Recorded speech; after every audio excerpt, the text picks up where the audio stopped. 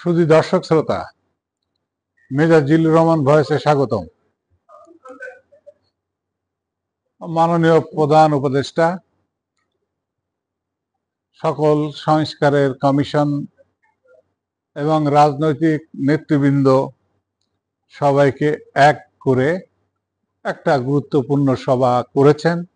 সুপারিশ কি আসছে, সুপারিশমালা রাজনৈতিক দলের হাতে দেওয়া হচ্ছে এবং কিভাবে সামনে অগ্রসর হচ্ছেন, নির্বাচন কখন হতে পারে, কিভাবে ধাপে ধাপে আমরা গণতান্ত্রিক প্রক্রিয়ার মধ্যে যাচ্ছি, সে ব্যাপারে তিনি আলোচনা করেছেন।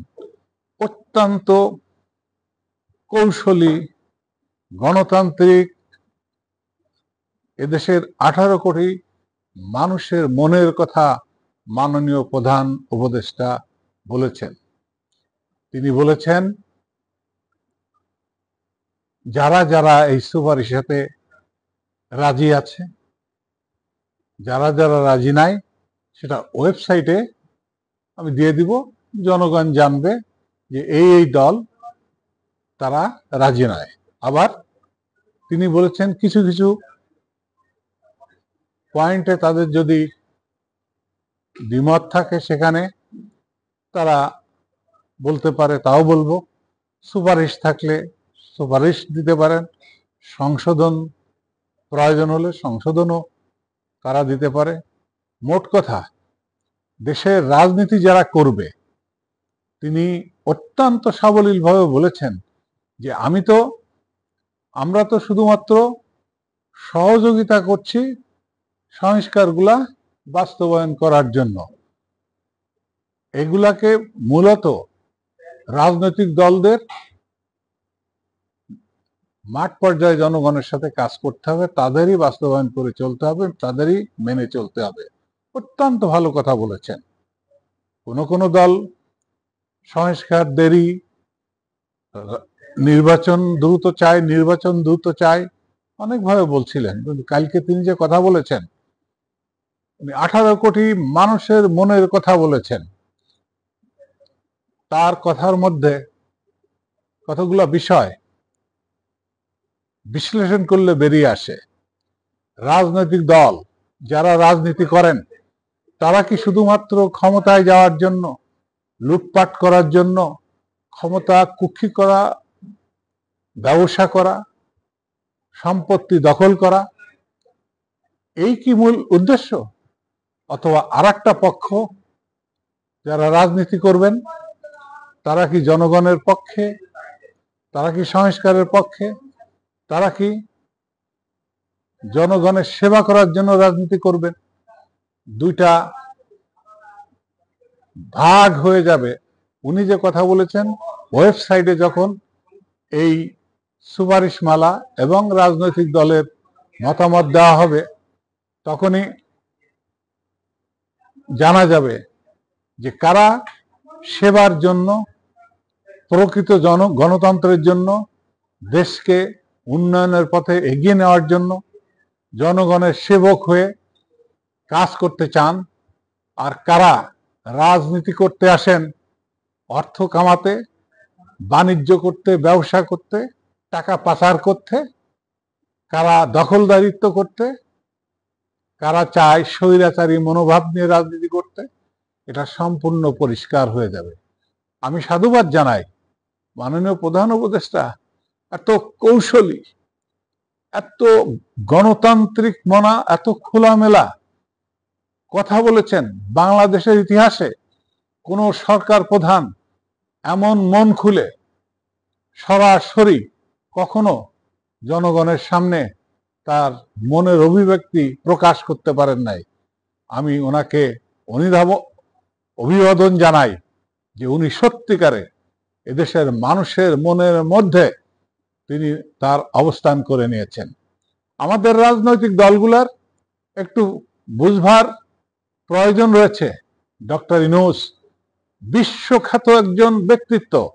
বাংলাদেশের মতো একটা দেশের প্রধানমন্ত্রী, রাষ্ট্রপতি, একটা মন্ত্রী ওনার কাছে তুচ্ছ জিনিস। সারা বিশ্বে হাতে গোনা 1-2 জন যে ব্যক্তি প্রভাবশালী, তার মধ্যে আমাদের প্রধান উপদেষ্টা। সুতরাং তাকে সামনে রেখে যতটুক সম্ভব আমাদের দেশের কল্যাণে যা যা করা প্রয়োজন, রাজনৈতিক দলের উচিত হবে তার মেধাকে ব্যবহার করা, তার প্রজ্ঞা ব্যবহার করা, তার খ্যাতি, তার সুনাম, তার প্রভাব দেশের কাজে ক্যাশ করে নেওয়া। শুধুমাত্র ক্ষমতা আহরণ করার জন্য পাগল হয়ে আপনারা চালাতে গেলে পাগল হয়ে যাবেন।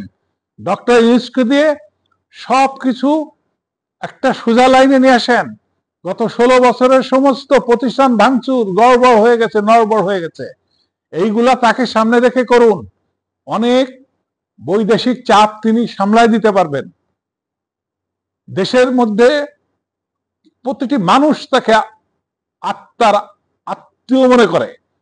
এই একটা মানুষ যাকে দিয়ে আপনারা সংস্কারগুলা, দেশের মানুষের চাহিদা সবকিছু তৈরি করে নেন, সবকিছু সুশৃঙ্খলভাবে রাষ্ট্র পরিচালনার উপযোগী করে নেন, তাহলে যে দলই ক্ষমতা আসেন, রাজনৈতিক দল, ডক্টর ইউনূসকে দিয়ে এই সংস্কার করা, সমস্ত ডিপার্টমেন্ট গুলাকে আপডেট করা, যাদের বিচার করার দরকার তার হাত দিয়ে শুরু হয়ে যাক।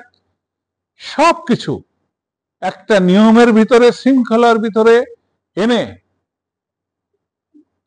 গাড়িকে সচল করতে হবে ডক্টর ইউনূসকে সামনে রেখে। এই কাজগুলো অত্যন্ত জটিল কাজ। আমাদের আভ্যন্তরীণ একটা রাজনীতি আছে, আমাদের আঞ্চলিক একটা রাজনীতি আছে, বৈশ্বিক রাজনীতি আছে। সর্ব জায়গায় ডক্টর ইউনূস একটা বড় অস্ত্র আমাদের জন্য, আমাদের এই সকল সংস্কার বাস্তবায়ন করার জন্য।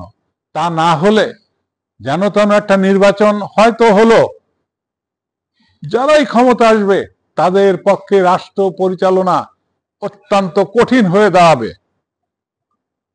এই কথা মাথায় রেখে রাজনৈতিক দলগুলা তারা যেন তাকে দিয়ে সংস্কার করা, শৃঙ্খলায় ফিরিয়ে আনা, দেশকে দলীয় লিডারশিপ থেকে মুক্ত করে প্রকৃত দেশের মানুষকে মুক্তির একটা স্বাদ দেওয়ার জন্য সময় দিয়ে প্রকৃত একটা গণতান্ত্রিক সিস্টেমের নির্বাচন হোক।